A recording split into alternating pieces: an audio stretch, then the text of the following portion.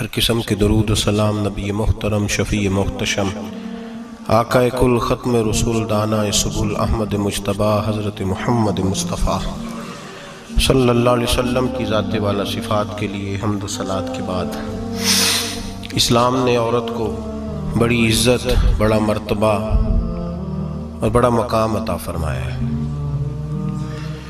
जितनी इज़्ज़त औरत को इस्लाम ने दी है, न उससे पहले कभी औरत ने सुनी थी और न क़यामत तक दोबारा सुनेगी। मेरे नबी करीम सल्लल्लाहु अलैहि वसल्लम की तशरीफ़ आवरी से पहले बेटी का बाप होना लोग आर का बायस समझते थे, गुनाह और जुर्म समझते थे। मेरे महबूब करीम अलैहिस्सलाम ने इरशाद फरमाया, जिसकी 4 बेटियां हों या 4 बहनें उसके ज़िम्मे लग जाएं, वालिद बूढ़ा बीमार हो जाए या इंतकाल कर जाए, 4 बेटियां या 4 बहनें उसके ज़िम्मेदारी में आ जाएं, वो उन्हें पढ़ाए, अच्छा अदब सिखाए, इज्जत के साथ रुखसत कर दे।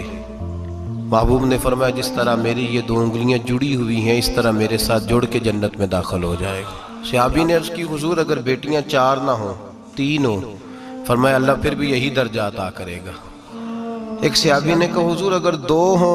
तो मेरे करीब ने फरमाया, भाई अगर 1 भी हो तो अल्लाह फिर भी यही शान अता फरमाए। बेटी को मेरे महबूब ने फरमाया, मैं हुक्म देता हूँ बाप को कि जब घर में तोहफा लेके आए, बेटा भी बैठा हो बेटी भी बैठी हो, तो पहले बेटी को दे।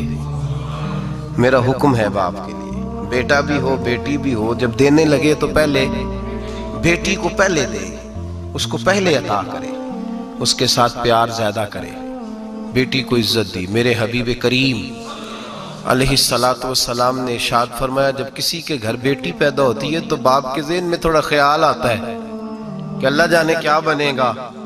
मेरे करीम रसूल ने फरमाया, रब करीम हजरत जिब्रील को भेजता है, बेटी के सराहने खड़े होकर कहते हो, बेटी के बाप फिक्र न करना, इसके मामले में अल्लाह तेरी मदद फरमाएगा, रब तेरी मदद करेगा इसके मामले में जब बेटी आती है। मेरे भाई, ये एजाज मेरे रसूल ने अता फरमाया, बहन को बेटी को, और बात बीवी की आई तो मेरे नबी करीम अलैहिस्सलाम की बारगाह में सहाबी ने अर्ज की, या रसूल अल्लाह, या रसूल अल्लाह सल्लल्लाहु अलैहि वसल्लम, मैं गरीब हूँ, सदके नहीं कर सकता, सखावत नहीं कर सकता। जब सखावत की फजीलतें सुनता हूँ दिल मेरा बड़ा चुटकियाँ लेता है कि मेरे पास भी पैसे होते तो मैं अल्लाह के रास्ते में देता।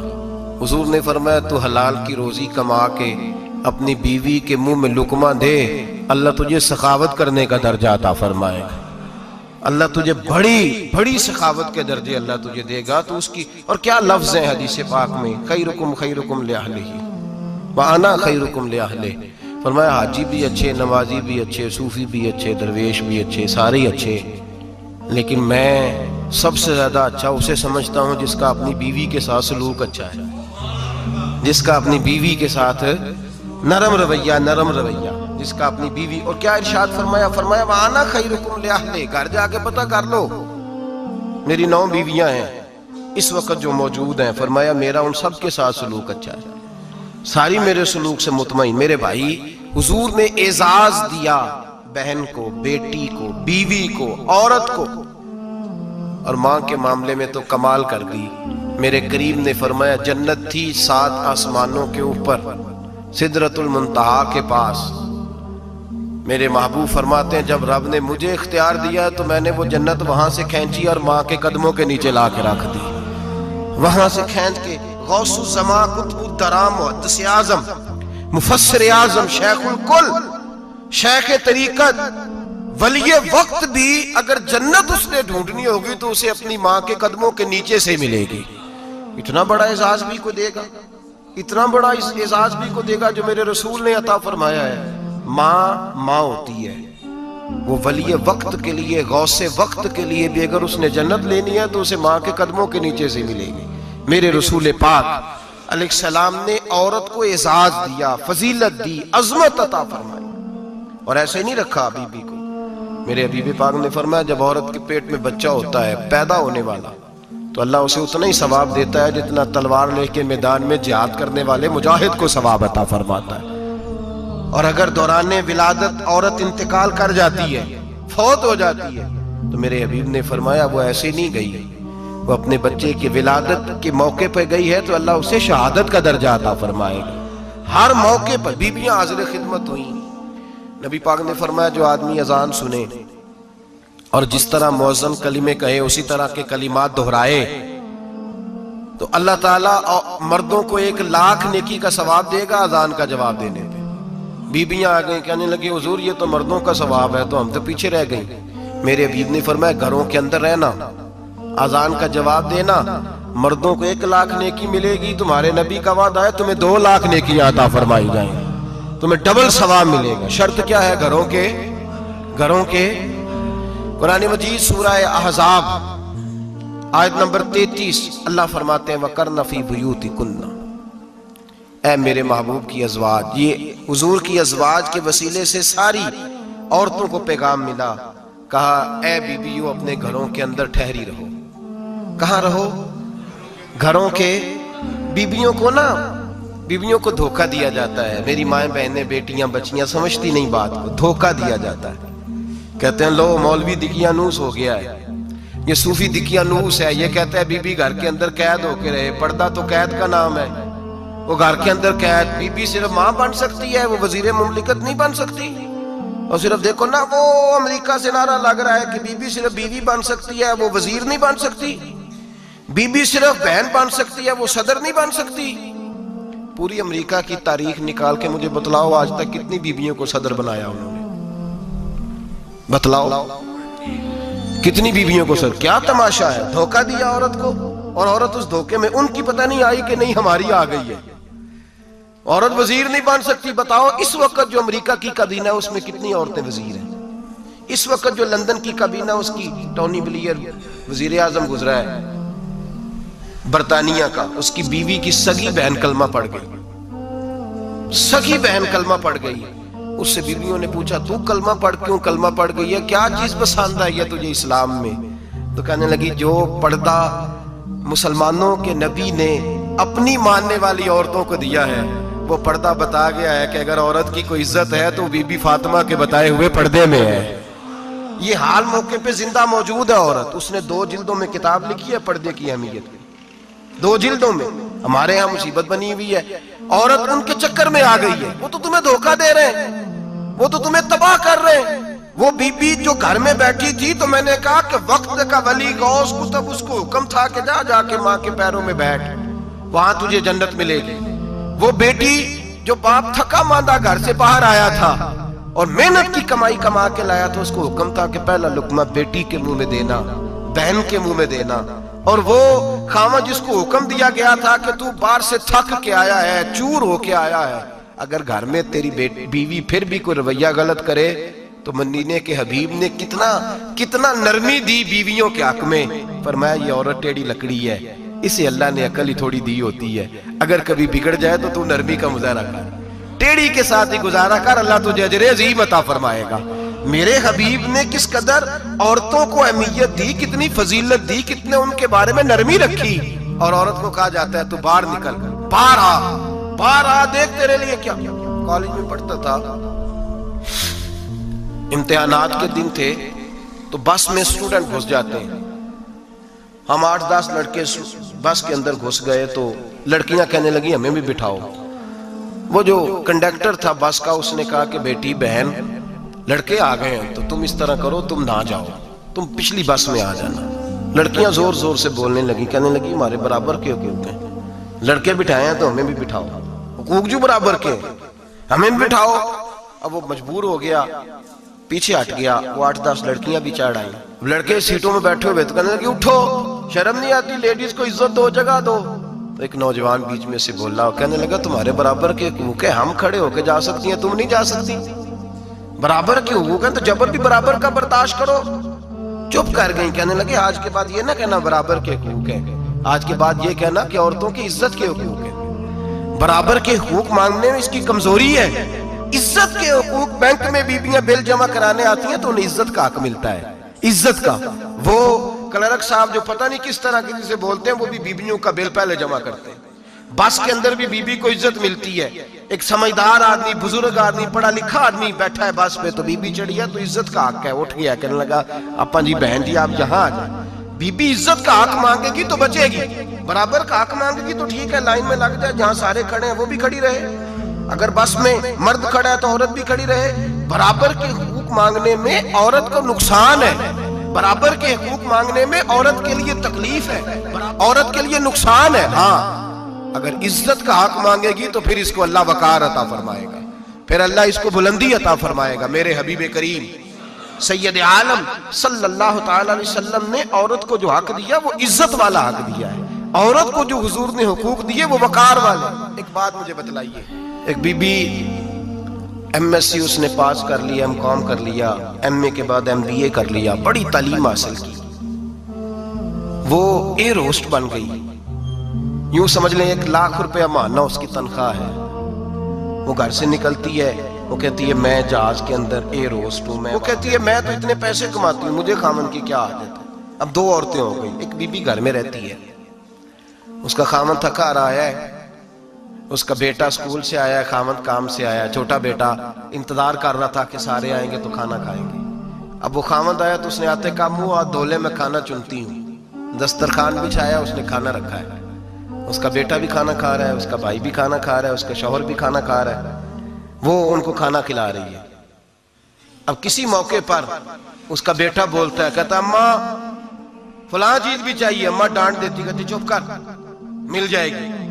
खामन कहता है फलां चीज क्यों नहीं पकी? तो कहती है जनाब क्या बताऊं आपको, गैस ही नहीं है सुबह की। कभी वो कहती है आप चले जाते हैं, आपको ये तो फिक्र ही नहीं होती कि फलां मसाला कोई नहीं था। खामन उसकी बात सुन रहा है। उधर वो एयर होस्ट है, वो भी खाना बांट रही है, अपनी मर्जी का लिबास नहीं पहन सकती। उसको जब ट्रेनिंग दी जाती है तो उसको कहा जाता है कि तूने माज़अल्लाह चुस्त लिबास पहनना है, मेकअप तूने करके रखना है, और कोई बदतमीज तरीन लड़का तेरे साथ बदतमीजी भी करे तो तूने जवाब में बोलना नहीं, जी जी करना है, इसलिए कि हमारी एयरलाइन का नुकसान नहीं होना चाहिए। अब लड़के उसको बुला रहे, फप्तियां कस रहे हैं। वो कहती है मैं बड़ी सियानी हूं, लाख रुपया कमाती हूँ, मुझे क्या जरूरत है। ईमानदारी से दिल पे हाथ रख के बताना, वो बीबी जो घर में खाना तकसीम करती है उसकी इज्जत ज्यादा है, या जो जहाज के अंदर खाना तकसीम कर रही है उसकी इज्जत ज्यादा है। ये अपने दिल से बीबी कह रही है मैं लाख कमाती हूँ, ये तो खामद मुझे 10 रुपए देते हुए 100 दफा बातें करता है। तुझे पैसे तो तेरी जेब में उस तरह नहीं आ रहे, लेकिन जो इज्जत तुझे घर में नसीब हो रही है, जो इज्जत तुझे घर में नसीब हो रही है। किसी बुजुर्ग से किसी ने कहा था कि जनाब दुनिया में रोटी खाने का मजा कब आता है? तो उन्होंने कहा रोटी खाने का मजा तब ही आता है जब अम्मा तंदूर पे रोटियां लगा रही होती है। अम्मा तंदूर पे रोटियां लगा रही होती है और बड़े बड़े बादशाह भिखारी बन के खड़े होते हैं, अम्मा एक गरम गरम रोटी देना। वो लुत्फ है, वो जायका है। मेरे भाई, औरत जब तक घर की 4 दीवारी के अंदर रहती है वो महफूज रहती है, वो बावकार रहती है।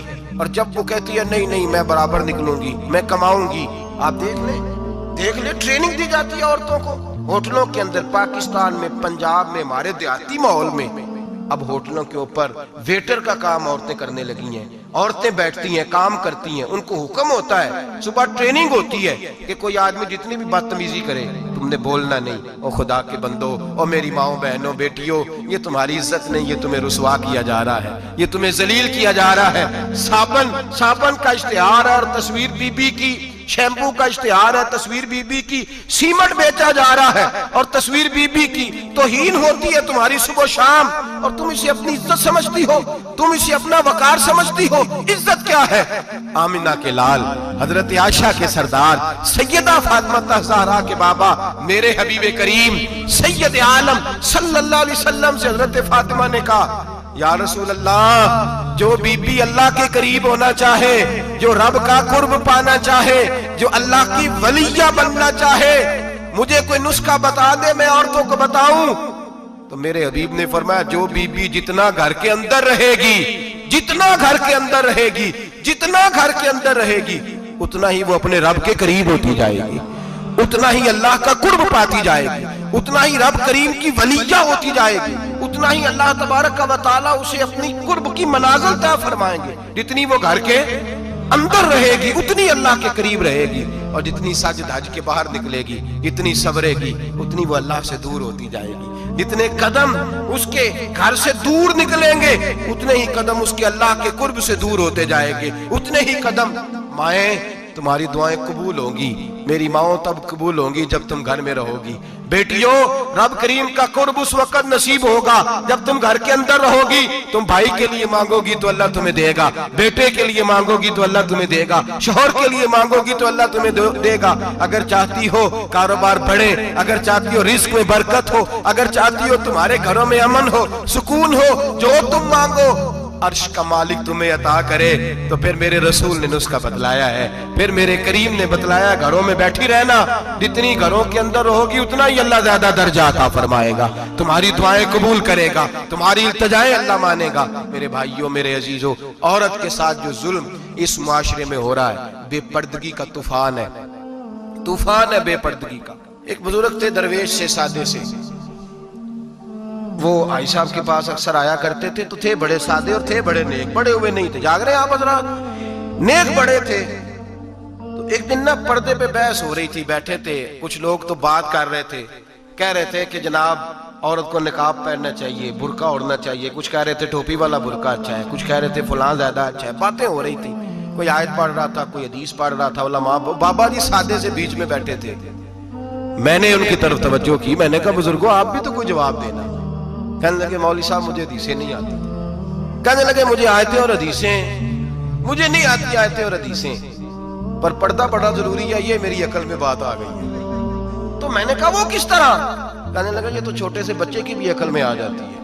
मैंने कहा साहब हमें भी समझा दें, चले हमें को बात मिल जाए, आप चले, अगर आपने इल्म नहीं पढ़ा तो उम्र तो आपकी ज्यादा है ना, आपने बुजुर्गों से बातें सुनी है। तो कहने लगे बेटा मेरा छोटा सा पोता है, वो बाजार से टाफी खरीद के लाता है, अगर टाफी के ऊपर से कागज उतार देता है ना तो टाफी में मक्खियां बैठनी शुरू हो जाती हैं, टाफी पे मक्खियां बैठ जाती हैं। जब तक उसके ऊपर वो लिफाफा रहता है, कागज रहता है, उस पे मक्खियां, अल्लाह करे आपको समझ आए, अल्लाह करे आपको समझ आए, अल्लाह करे उस दरवेश की बोली टकरा जाए। कहने लगे जब तक तो उसके ऊपर कागज रहा तब तक उस पे मक्खियां, और जब उसके ऊपर से कागज उतर गया तो मक्खियां बैठ गई। कहने लगे 4 साल का मेरा पोता, मैंने मिन्नत कर दी कि खा लो। कहने लगा मैं नहीं खाता, इस पे मक्खियां बैठ गई है, मैं नहीं खाता, गंदी हो गई है, मैंने ये टाफी नहीं खानी। कहने लगे मैं बूढ़ा आदमी दोबारा दुकान पे गया, जद्दोजहद करके नई टाफी लाया, बेटे को कहा खा लो,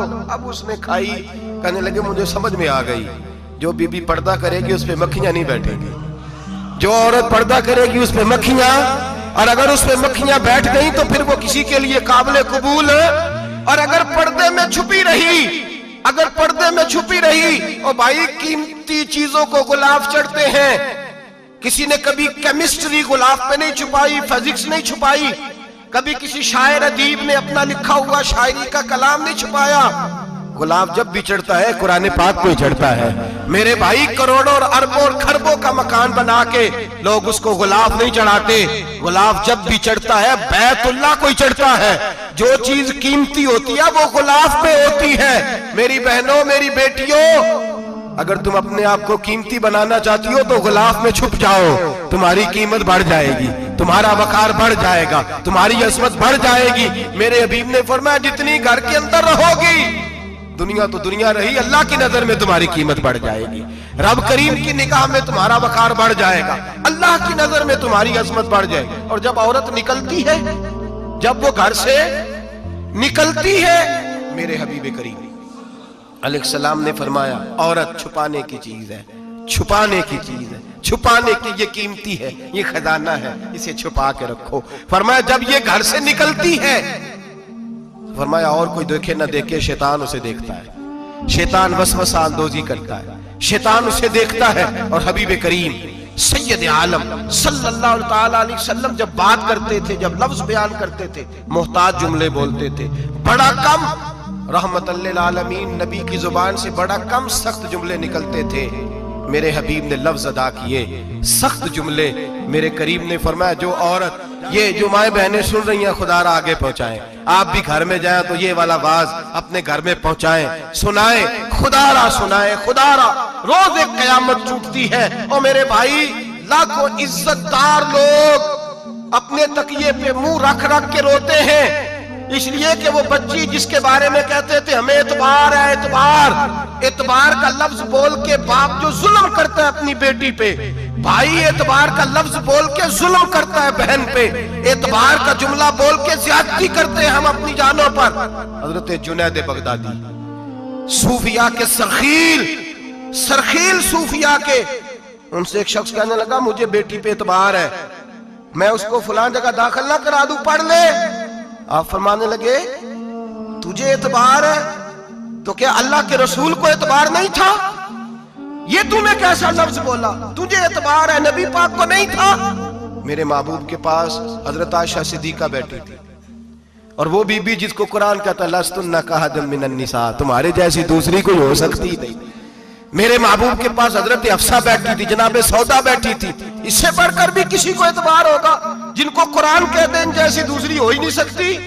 हजरत अब्दुल्ला बिन मक्तूम नाबीना से अभी आए, ओ भाई नाबीना दिल की आंखें खोल के सुनो, नाबीना से अभी नाबीना आंखों से नजर नहीं आता, हुजूर की बारगाह में आए, मुझे एतबार है बेटी पे, मुझे एतबार है, संदल की बनी हुई बेटी है, हूर है तेरी बेटी, उसके करीब गुनाह नहीं जाता, ये तू ज्यादती कर रहा है अपनी बेटी पे, ये जुमला बोल के तू जुल्म कर रहा है, तू जालिम और फाजर हो गया जब तूने ये कहा कि मुझे एतबार है।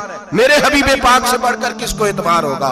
मेरे करीम रसूल सैयद आलम नूर मुजस्सम सल्लल्लाहु तआला अलैहि वसल्लम ने फरमाया, हजरत आयशा थी, हजरत अफसा थी, हजरत सौदा थी, अब्दुल्ला इब्ने मक्तूम नाबीना आए तो मेरे नबी ने फरमाया बीबियों पर्दा करो, बीबियों बोल के बताइए, बीबियों सारे बोलिए बीबियों, अल्लाह करे ये आवाज गूंज जाए पूरे मुआशरे में, बीबियों। मेरे नबी ने जुमला कहा बीबियों पर्दा कर लो, पर्दा करो, नजरें झुकाओ, नकाब ओढ़ो। एक ज़ौजा बोली हुजूर उन्हें तो नजर नहीं आता, वो तो बेचारे नाबीने हैं। तिरमिजी में हबीबे पाक के लफ्ज सुनिए, या रसूल अल्लाह उन्हें तो नजर नहीं आता। मेरे रसूल ने फरमाया तुम्हें तो नजर आता है ना, तुम तो अंधी नहीं ना, वो एक मर्द आया है, वो एक सहाबी आया है, तुम्हें तो नजर आता है, तुम्हारी आंखें तो है, उसे फितना आए ना आए तुम्हें नजर आता है, खबरदार पर्दा करो, आंखें झुकाओ, चेहरों पे नकाब डालो। हजरत जुनैद बगदादी फरमाने लगे अगर मेरे रसूल पाक अपनी अज़वाज को कहते हैं पर्दा करो और तू कहता है मुझे एतबार है, अगर नबी पाक अपनी बेटी हजरत फातिमा को कहते हैं पर्दा कर, तू कहता है मुझे एतबार है। जनाब जुनैद बगदादी मजीद बोले, आप फरमाने लगे अगर हसन बसरी पढ़ाने वाला हो, राबिया बसरी पढ़ने वाली हो और बीच में कुरान पाक पढ़ा हुआ हो, पढ़ाने वाला हसन बसरी, पढ़ाने वाले हसन बसरी जिन्होंने मौला अली शेर खुदा की सोबत पाई, जिन्होंने उम्मुल मोमिनीन हजरत उम्मे सलमा के घर में परवरिश पाई, फरमाया पढ़ाने वाला हसन बसरी, पढ़ने वाली राबिया बसरी, वो बीबी जो दुआ मांगे तो अल्लाह मुर्दा ऊंट को जिंदा फरमा दे। फरमाया पढ़ाने वाला हसन बसरी हो, पढ़ने वाले राबिया बसरी हो, और जो पढ़ा जाए वो कुरान हो। फरमाया कसम अल्लाह की इज्जत की, मैं फिर भी उन्हें पढ़ने पढ़ाने की इजाजत नहीं देता, मैं फिर भी उन्हें तन्हाई में बैठने की इजाजत नहीं देता, मैं फिर भी उन्हें अकेले रहने की इजाजत नहीं देता, इसलिए कि ये हसन बसरी हैं और मना करने वाले इमामुल अंबिया हैं, इसलिए कि ये राबिया बसरी हैं और मना करने वाले सैयदुर रुसल हैं, खबरदार फिर भी इजाजत नहीं। मेरे नबी करीम अलैहिस्सलाम बोले, हुजूर की बारगाह में सहाबा ने अर्ज किया या रसूल अल्लाह सल्लल्लाहु अलैहि वसल्लम, अगर कोई नेक आदमी किसी नेक औरत के साथ बेपर्दा हो, नेक आदमी वो पीर गुनाहगार नहीं जिसके पास बीबियां जाती हैं, वो गुनाहगार नहीं, वो तो मुजरम है, वो खाली गुनाहगार नहीं, वो तो पापी है, वो खाली गुनाहगार नहीं, वो तो दीन का डाकू है, डाकू, वो तो फासिक है, वो तो दीन की हदें तोड़ने वाला है, वो तो उसको तो घसीटा जाएगा कयामत के दिन, जो औरतों से बेपर्दा मिलता तो घसीटा जाएगा। लेकिन सवाल ये है वो खामद किधर होता है जिसकी बीवी पीर के पास अकेली जाती है? सवाल ये है वो भाई किधर होता है जिसकी बहन पीर के पास अकेली जाती है? सवाल ये है बेटा किधर होता है जिसकी अम्मा अकेली जाती है? मेरे नबी रहमत नूर मुजस्सम शफी मुअज्जम सरवर कौन मका सय्याह ला मका सल्लल्लाहु अलैहि वसल्लम की खिदमत आली मर्तबत में सहाबी ने पूछा कि या रसूल अल्लाह, अगर नेक हो बंदा, बीबी भी नेक हो तो एक में बैठ सकते हैं? आला हज़रत ने फरमाया अगर औरत दीन सीखने चाहे, पीर के पास जाए तो अपने खामद के साथ जाए, अपने भाई के साथ जाए, फिर भी पर्दे में बैठे, दूर बैठे, आवाज के साथ बात को समझे, लेकिन उसको तनाई करने की इजाजत किसी को भी इजाजत है, वो चाहे जो मर्जी भी हो, कोई भी हो, बड़ी खुली बात कर रहा हूं। मेरे हबीबे पाक से पूछा हुजूर अगर मर्द औरत नेक हो फिर भी तन्हा नहीं बैठ सकते। मेरे महबूब ने फरमाया अगर जकरिया के बेटे याहया हो और ईसा की वालदा मरियम हो तो फिर भी मैं उन्हें तन्हा रहने की इजाजत नहीं देता, फिर भी उन्हें तन्हा रहने की मैं इजाजत नहीं देता, फिर भी इजाजत नहीं है। जब मेरे रसूल पाक सल्लल्लाहु अलैहि वसल्लम ने इतनी पाबंदी लगा दी, जब बात हजरत हसन बसरी और राबिया बसरी की आ गई, जब बात जनाबे मरियम सलामुल्लाह अलैहा और जनाबे सैयदना जकरिया अलैहिस्सलाम की आ गई, जब यहां तक बात पहुंच गई तो फिर तू मॉडर्न है, फिर तू ज्यादा एतबार वाला है कि तेरी बेटी यूनिवर्सिटी ड्राइवर के साथ जाती है। फिर तूने कहां से वो उसके अंदर नूर भर दिया है कि तेरी बेटी अकेली घूमती है। फिर कहां तूने ये बात समझ लिया है कि तेरी बच्ची जहां मर्जी तन्हा रहती है। फिर तू कहां से वो कुव्वत लाया, ये तालीम है। इकबाल ने कहा यार मशरिक हवस में गलता, शबाब उरिया शराब इसियां, इसे भी देखो गरी के इसियां, हम ऐसी तहजीब क्या करेंगे। और इकबाल कहने लगे तुम्हारी तहजीब खुद अपने खंजर से खुदकुशी करेगी, इसलिए कि जो शाख नाजुक पे बनेगा आशियाना वो ना पायदार होगा। मेरे भाई हम लोग पहले हाथ में आग का अंगारा देते हैं, फिर कहते हैं बेटे तूने जलना नहीं। हम पहले उसको सारी सहूलियात देते हैं, फिर कहते हैं तूने बिगड़ना नहीं। मेरे नबी रहमत नूर मुजस्सम शफी मुअज्जम सल्लल्लाहु अलैहि वसल्लम ने फरमाया जो बीबी बन सवर के बाजार जाए, मेरी तरफ देखे, आंखें खोल के देखे, ये हदीस आपने सुनानी है। इंशाल्लाह बोलिए, सुनाएंगे इंशाल्लाह ताला, बोल के इंशाल्लाह कहिए आपको सवाब होगा, सुनाएंगे इंशाल्लाह। मेरे नबी करीम सल्लल्लाहु अलैहि वसल्लम ने फरमाया जो औरत बन सवर के बाजार जाए, अब तो खैर बीबियां बुरका पहन के जाती, बुरके पे भी कढ़ाई की गई, बुरके पे भी काम कराया, बुरके पे जो काम और नक्श निगारी हुई है वो 10,000 की है। बुरका पर्दे के लिए पहना था, दिखाने के लिए। ये कैसा बुरका है कि उसने बुरका भी पहना हुआ है और बुरका भी उसने फैशन वाला पहन लिया है। ये किस तरह का, इस तो पर्दे को पर्दे की जरूरत पड़ गई। ये कैसा पर्दा है कि जो पर्दे को पर्दे की जरूरत है। बुरका तो इसलिए होता है कि मुझे देखे कोई ना, और इसने तो पहना ही इसलिए कि जरा लोग देखे तो सही मैंने कितना कीमती पहना है। इस हिजाब को हिजाब की जरूरत पड़ गई। मेरे हबीब पाक अलैहिस्सलाम ने फरमाया बिला जरूरत, औरत को इजाजत है बीमार हो तो डॉक्टर के पास जाए, औरत को इजाजत है जरूरत पड़ जाए घर में सौदा सलफ ना आता हो तो लेने चली जाए, औरत को इजाजत है अगर गवाही की जरूरत पड़ जाए तो पर्दा करके काजी अदालत के पास गवाही देने जाए, औरत को इजाजत है हज पे जाए, औरत को इजाजत है उम्रे पे जाए, औरत को इजाजत है कि अगर किसी वक्त जिहाद के लिए औरतों की जरूरत पड़ गई तो हज़रत फातिमा और जनाब आयशा की सुन्नत अदा करे, जिहाद को जाए। लेकिन अगर औरत मौज करने जाए और रोज गए वो देखे ना फलां पार्क में थे आप तो कभी गए ही नहीं, फलां जगह थे आपके पास तो फुर्सत ही नहीं, फलां मेरी सरगोदे वाली बहन का खामन तो रोज लेके जाता है आपने तो कभी तवज्जो नहीं फरमाई। रोज पैगाम देती रहे मेरे हबीब करीम सैयद आलम सल्लल्लाहु अलैहि वसल्लम ने फरमाया जो बीबी बन सवर के बिला जरूरत बाजार जाए, नबी पाक अलैहिस्सलाम ने फरमाया एक कदम वो उठाएगी तो उस पर अल्लाह की लानत बरसेगी, फरिश्तों की लानत बरसेगी, जमीन वाले लानत बरसाएंगे, आसमान वाले लानत बरसाएंगे। और मेरे हबीब बोले तो फरमाया जब अल्लाह की लानत बरसेगी तो मैं भी उस बीबी पे लानत ही करूंगा जो बीबी बन सवर के जाए। और आगे सुन ले, मेरे हबीब ने फरमाया अगर उसका खामद राजी हो उसके बन सवर के बाजार जाने पे आप नाराज हो जाएं, अल्लाह करे इस बात पे हो ही जाए और अल्लाह करे बदल जाए निजाम, जो खामद खुद मेकअप करा के तैयार करा के पार्टी में लेकर के जाए, जो सामने वाली फ्रंट सीट पे खुद बगैर नकाब के उसको बिठाए, जो मोटरसाइकिल की पुश्त पे खुद तैयार करा के बिठाए और जो खुद कहे तू चली जाना जा, तू शादी भी तू देखा, फला काम भी तू करा, मैं आजाद हूं। मेरे हबीब ने फरमाया जिसकी बीवी बन सवर के जाए, जिसकी बीवी मेकअप करके जाए, चेलम पे भी ब्यूटी पार्लर से होके जाती है, जिसकी बीवी बन सवर के निकले वो राजी हो, वो खुश हो। बाद ऐसे मना करते हैं, नाराज होते हैं, वो गुनाह सिर्फ औरत के जिम्मे है। लेकिन अगर औरत बन सवर के निकल रही है और खामद राजी है, वो कहता है हाँ हम मॉडर्न है, हम जदीद दौर के हैं, हाँ जिद्दत इसी का नाम है। हाँ तो लोगों को पता कैसे चलेगा हमारे पास पैसे हैं, कैसे पता चलेगा कि 3 गाड़ियां अब्बा जी के पास है, एक बेटी के पास है, एक बीवी के पास है, कैसे पता चलेगा कि हम बहुत ताल्लुकात वाले, अब्बा जी फलां शादी पे, बेटी फलां घर में और बीवी फलां घर चली गई, हमारे ताल्लुकात ज्यादा है इसलिए हमें ज्यादा जाना पड़ता है। मेरे हबीब करीम अलैहिस्सलाम ने फरमाया औरत बन सवर के जाए, खामद राजी हो, वो जितने कदम उठाएगी उतने ही अपने खामंद के लिए जहन्नम में मकान तामीर करेगी। फरमाया उसके खामंद के लिए उतने मकान दोज़ख में तैयार हो गए, वो जलाया जाएगा, वो तपाया जाएगा, वो जहन्नम की आग का ईंधन बनेगा। और मैंने शायद आपको दर्जनों बार हदीस सुनाई हो, मेरे करीम रसूल ने फरमाया बीबी एक होगी पर 4 आदमियों को जहन्नम में लेके जाएगी। या रसूलल्लाह किसको?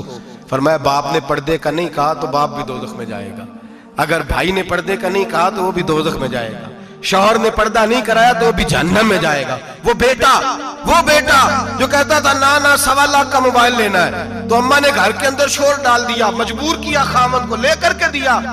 उस बेटे से पूछा जाएगा तू सारी जिद्दें अम्मा से मनवाता था, ये तूने क्यों नहीं कहा पर्दा कर ले? और अब तो बीबी जरा 40 साल की होती है तो कहती है मेरी खैर है, मैं बूढ़ी हो गई हूँ, मेरी खैर है, रोटियां सारी खाती हूँ, बाकी सारे कामों में जवानों की तरह हूँ, पर्दा नहीं मैंने करना, मेरी खैर है। फलाना तो मेरे बेटे की तरह। जुल्म की हद है, जुल्म की हद।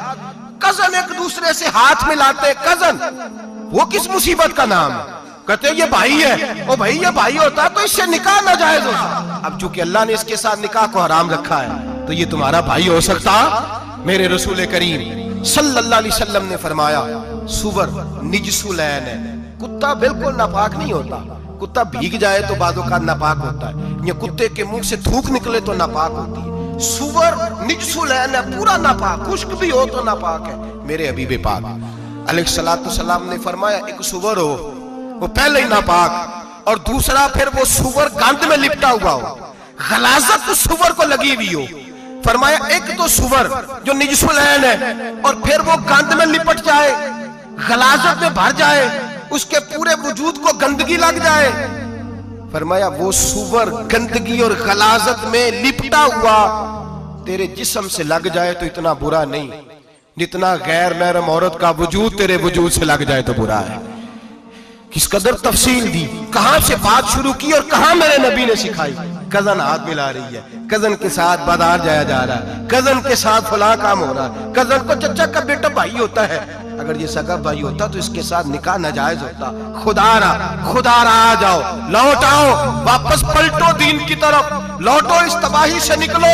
ये जो आग है, ये जो बेसुकूनी है, ये जो तमाशा है, ये लाखों कमाने के बावजूद जो बेबरकती है, ये बड़ी बड़ी फौजों के बावजूद जो रोज मस्जिदें उठती हैं, ये जो रोज जनाजे पढ़े जाते हैं, ये जो रोज बेटियां बेवा होती हैं, ये जो रोज माओ के सुहाग लुटते हैं, ये हमारी नाफरमानियां हैं। हम दीन के मामले में हम लोगों ने नरमी शुरू कर दी है, हम अल्लाह और उसके रसूल से बगावत करने लगे हैं। मेरे हबीब करीम सैयद आलम नूर मुजस्सम शफी मुअज़्ज़म सल्लल्लाहु अलैहि वसल्लम ने फरमाया जिना सिर्फ शर्मगाह का नहीं होता, हुजूर ने फरमाया आंखें भी जानी होती है, कान भी जानी होते हैं, जुबान भी जानी होती है। बुखारी मुस्लिम दोनों में मौजूद है। सहाबा ने अर्ज की हुजूर जुबान कैसे जानी होती है? फरमाया जो नमाज के बावजूद गंद बोलता है, गलीज गुफ्तगू करता है, वो जुबान का जानी है। और फरमाया जो रोज गंद देखता है, वो जितनी मर्जी तजते पड़े, वो आंख का जानी है। और जो गंदी बातों में लज्जत महसूस करके सुनता है, वो जितना मर्जी रोज उठ के मस्जिद में झाड़ू दे, वो कानों का जानी है। मेरे नबी ने फरमाया आंख का जिना भी छोड़ दो, कान का जिना भी, बोलिए कान का जिना भी, जुबान का जिना भी। मुस्नद इमाम अहमद बिन हंबल उठाइए, एक सहाबी ने अर्ज की हुजूर नमाज में दिल नहीं लगता, मेरा कुरान पाक में दिल नहीं लगता, दुरूद सलाम में दिल नहीं लगता। आमिना के मासूम लाल ने क्या जवाब दिया? हुजूर ने फरमाया जा अपनी नजर जाके पाक कर ले, अल्लाह के नबी का वादा है तेरा सजदे में दिल लगने लग जाएगा। जा अपनी आंख को तहारत दे, वुजू करा, नजरों को पाक कर, अल्लाह के रसूल का वादा है तेरा कुरान पाक में दिल लगेगा। जा जाके अपनी नजर को पाक कर, वादा है तेरी जुबान पे दुरूद सलाम जारी हो जाएगा, अल्लाह का जिक्र जारी हो जाएगा। मेरे भाइयों, औरत का पर्दा, औरत का हिजाब दीन में उसी तरह फर्ज है जिस तरह नमाज फर्ज है, जिस तरह रोजा फर्ज है, जिस तरह ज़कात फर्ज है, उसी तरह औरत का पर्दा भी फर्ज है। अगर किसी घर में औरत पर्दा नहीं करती, उस घर के मकीन सारे अल्लाह के हुजूर जवाब दे हैं। मेरे हबीब करीम अलैहिस्सलाम ने जिस औरत को पसंद किया, जिस औरत की तारीफ की, जिस औरत की बाबत मेरे नबी ने इरशाद फरमाया, और बड़े खूबसूरत लफ्ज हैं, साहिब अहकामुल कुरान ने लिखे हैं। मेरे हबीब पाक ने सहाबा की महफिल सजाई, मजमा खचाखच मस्जिद भर गई।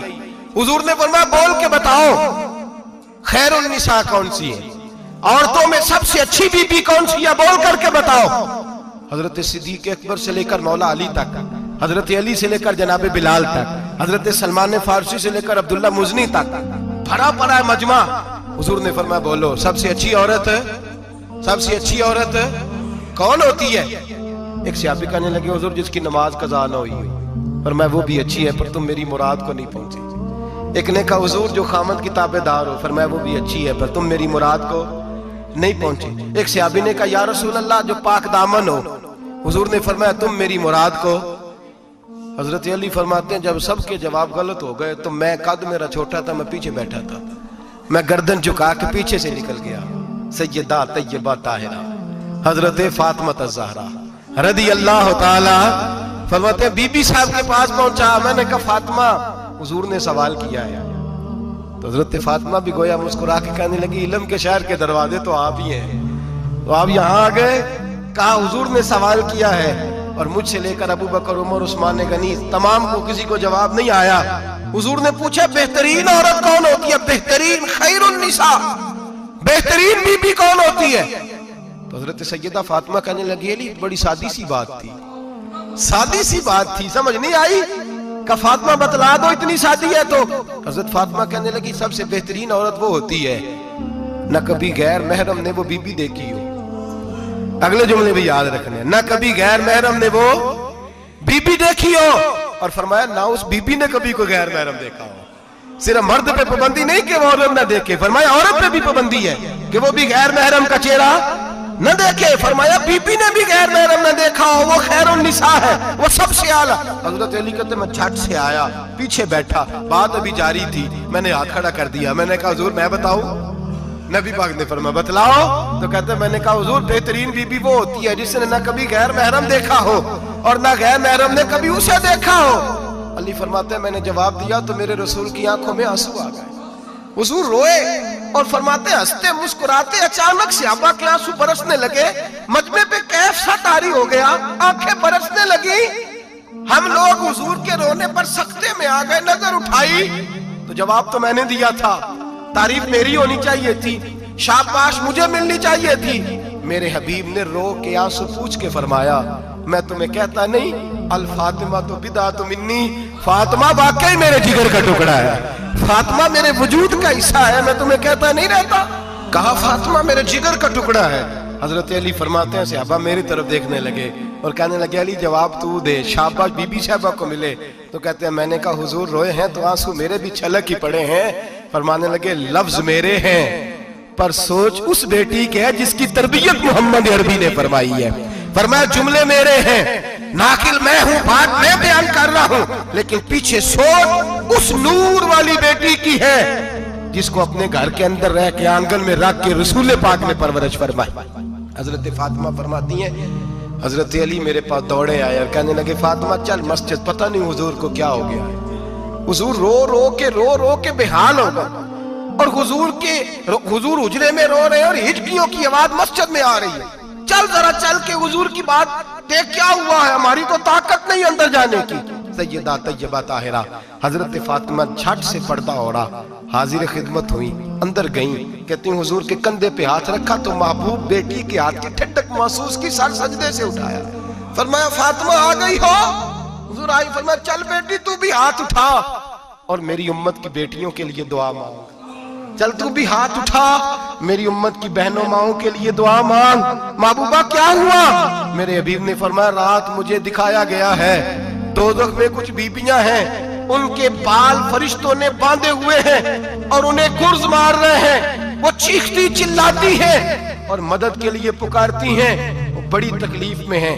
तो बीबी साहब अर्ज करती हैं या रसूल अल्लाह उनकी गलती क्या है? तो मेरे नबी ने फरमाया वो बारीक दुपट्टा ओढ़ती थी, वो बारीक दुपट्टा ओढ़ती थी, उनके बाल चमकते थे, गैर महरमों की नजर पड़ती थी, उन्हें दोज़ख में सजा मिलेगी, वो चिल्लाएंगी चीखेंगी, उनकी मदद को कोई नहीं पहुंचेगा। चल तू हाथ उठा दुआ मांग। हजरत फातिमा मोहम्मद को पैगाम देती हैं पर्दा ओढ़ लो, हिजाब में आ जाओ, अपने आप को रसूलुल्लाह की बारगाह में झुका दो। मेरे भाई आज दिन ब दिन जैसे जैसे लोग कहते हैं डिग्रियां बढ़ गई, लेकिन उसके साथ साथ बीबियों का हिजाब उतर गया, सड़कें भी भर गईं। मेरे भाई हर महकमे में औरतें बैठ गईं, हर जगह बीबियां आ गईं, बैंक में औरतें आ गईं, प्लाजो में औरतें आ गई, दफातर में औरतें आ गई, जगह जगह गुनाह के अड्डे कायम हो गए। हबीब करीम सैयद आलम नूर मुजस्सम शफी मुअज़्ज़म सल्लल्लाहु तआला अलैहि वसल्लम ने फरमाया, जब बीबी घर से निकलती है शैतान उसे ताड़ता है,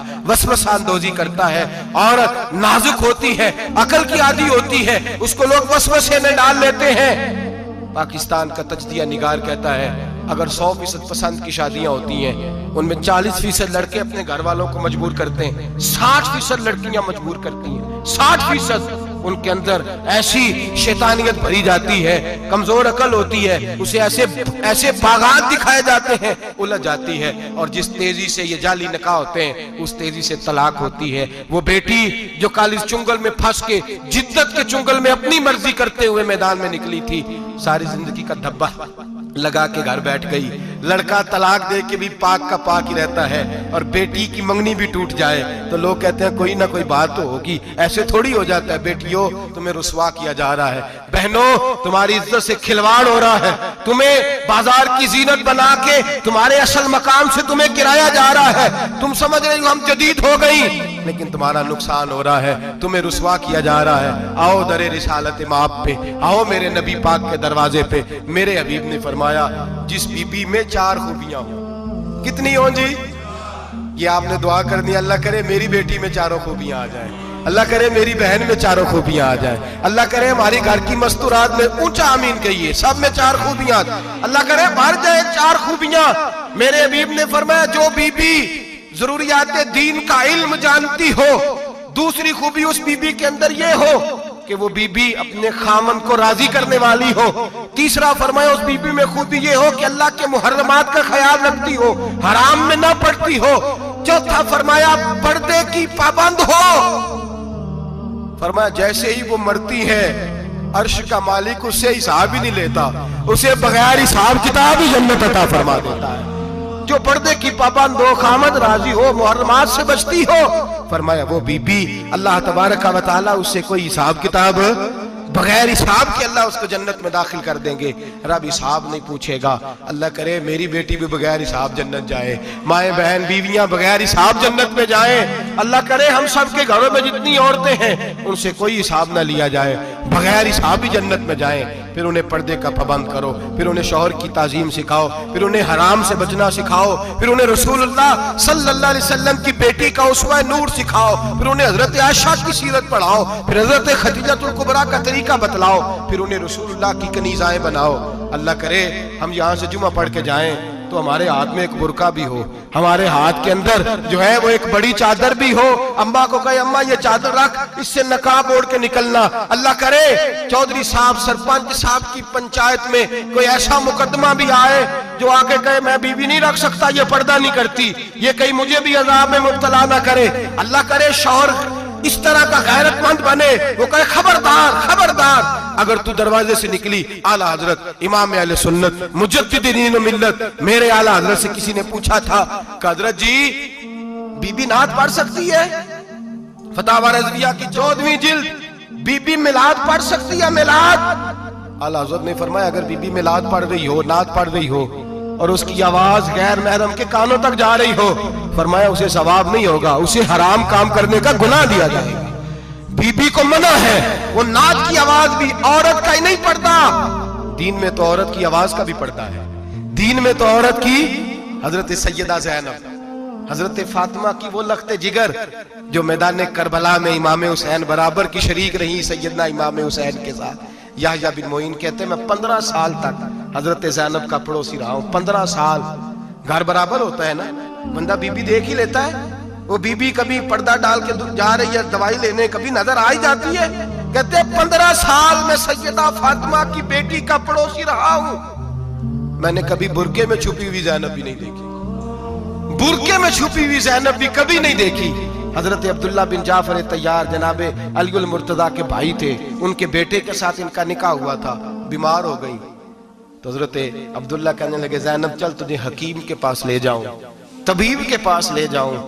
तो हजरत ज़ैनब कहने लगी आप जाइए मेरा हाल बता के दवाई ले आइए।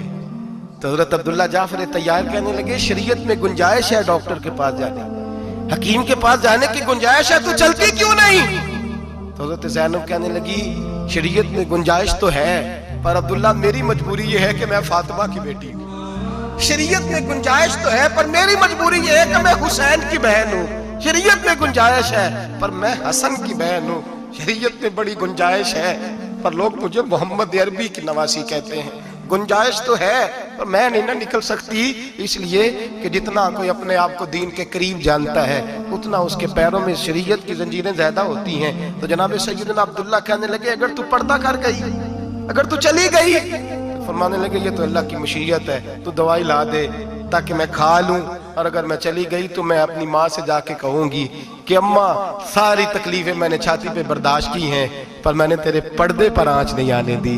मेरे भाई ये उसवा नूर है, ये उसवा हसना है, ये हमें सिखाया जा रहा है। मेरे हबीब करीम की बीवियों का ये हाल था। बीवियों का अपने घर के आंगन में हजरत आयशा सिद्दीका, हजरत सौदा, जनाब हफ्सा अपने सेन में जब बैठती थी ना तो दीवार की तरफ मुंह करके बैठती थी, दीवार के साथ लग के दीवार की तरफ। बीबियां अपने घर के अंदर भी दीवार की जानब मुंह करके बैठती थी। लोग पूछती, बीबियां पूछती कि अपने घर में भी दीवार को मुंह करने का मतलब? कहती हो सकता है कुछ छत पे चढ़े अचानक नजर पड़े, तो हम चाहती हैं फिर भी हमारा चेहरा नजर ना आए उसे, फिर भी हमारा चेहरा नजर। हम अपने घर के अंदर भी पाबंद रहती हैं कि हमारे चेहरे नजर ना आए। खुदारा बड़े पैसे जिंदगी में लौटाए हैं, एक 1000 1500 बुरके पे भी खर्च करो, वो घर ले जाओ, वो अम्मा को भी दो, बहन को भी दो, बीवी को भी दो, उसको कोई ये पहन ले। इसलिए कि जब तो हजरत फातिमा के तरीके का पर्दा करेगी तो तेरे आंगन में सैयदा ज़ैनब की तरह की बेटियां पैदा होंगी, वो उस सुन्नत पे चलने वाली बेटियां तेरे आंगन में आएंगी। खुदारा मेरे भाई आज ये नियत करो, ये इरादा करो और अपने घरों को पर्दे का पाबंद बनाओ। अगर एक बेटी पर्दादार हो गई तो कई खानदान पर्दादार हो जाएंगे, अगर एक बेटी पर्दादार हो गई तो कई घराने संवरेंगे, कई जगह पे नूर फैलेगा। ऐ अर्श के मालिक, ऐ मेरे महबूब के खुदा, तुझे वास्ता है मेरे महबूब की बीवियों का और तुझे सदका हुजूर की शहजादियों का। ऐ अल्लाह इतना करम बरसा, इतनी रहमत बरसा कि मेरे वतन की बेटियां और मेरे वतन की माएं बहनें बच्चियां ये समझ जाए कि हमारी निजात सिर्फ हजरत फातिमा के बुरके में है, हजरत आयशा के पर्दे में है, सैयदा खदीजातुल कुबरा के हिजाब में है। अल्लाह करे ये समझ जाए और ये जब भी सजदा करें तुझसे हयाई मांगे, ये तुझसे जब भी सजदा करें ये तुझसे अपने लिए चादर ततहीर और पर्दा तनवीर ही मांगे। अल्लाह करे मुझ बेअमल की मुंह से निकले हुए लफ्ज किसी के दिल में तासीर बन के उतरे और फिर दुनिया के अंदर ये रिवाज आम हो कि हर कोई पर्दा करे, हर कोई बापर्दा हो जाए। ऐ अल्लाह तू तासीर नाजिल फरमा, ऐ अल्लाह तू अमल की दौलत नाजिल फरमा, ऐ अल्लाह हमारी बेटियों को इज्जत की चादर अता फरमा, हमेशा मिदहत खैरुल अनाम में गुजरे। दुआ है ये उम्र दरूद व सलाम में गुजरे। आखिर